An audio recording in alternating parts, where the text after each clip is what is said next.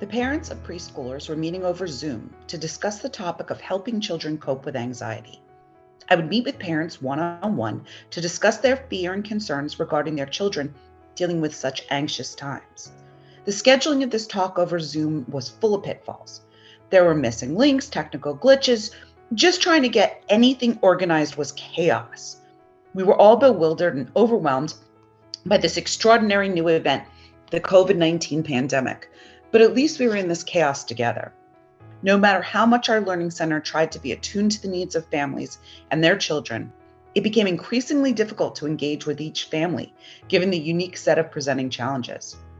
We circulated newsletters to try to tackle some of the issues we were encountering.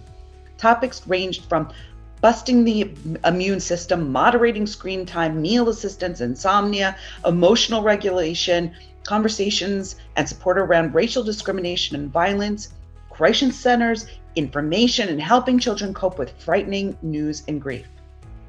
This was our second meeting with the parents over Zoom. Yet again, Nora and her son Aiken were sitting next to each other sharing the screen.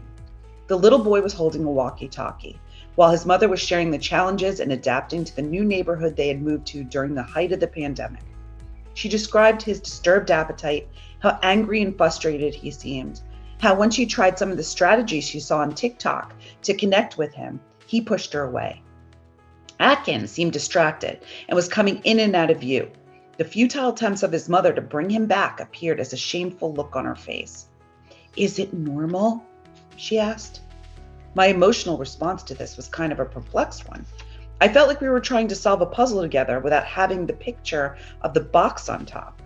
Was this real? Was it in her head? I could only judge by what I was seeing on the screen and the worried tone of Nora's voice. I was hoping Nora would find comfort in knowing she doesn't need to be perfect at coping with this. I would frequently tell her in our meetings, "I'm here with you. You can breathe now." She would frequently contemplate and ask me if I thought he had ADHD, and would talk about the Facebook post she had seen describing his symptoms. She would ask if he should see an occupational therapist or a psychiatrist, as suggested by one of his parenting online groups. I smiled and pretended to have a walkie-talkie, asking Atkins what he was seeing out of the window of his new house. Atkins smiled back and cheerfully offered me a weather report in the neighborhood. Her son's nonverbal cues were telling us something important to pay attention to and connect with him. I dedicated time to help Nora to inquire about her fears as a mother during the turbulent time of stress, and what she found most overwhelming when she feels like she's not in control, and how to soften her experience of motherhood. Even during this intense one-on-one time of lockdowns, Nora felt like she couldn't connect with her son. She felt everyone did it better and she was failing him. Nora seemed almost frantic to do something about Aiken, to find a way to relate and help him.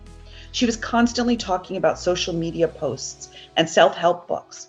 She followed all the mommy gurus on Instagram and watched every parenting show, hoping it would give her a way to relate to her son as they both investigated the heightened times of the pandemic.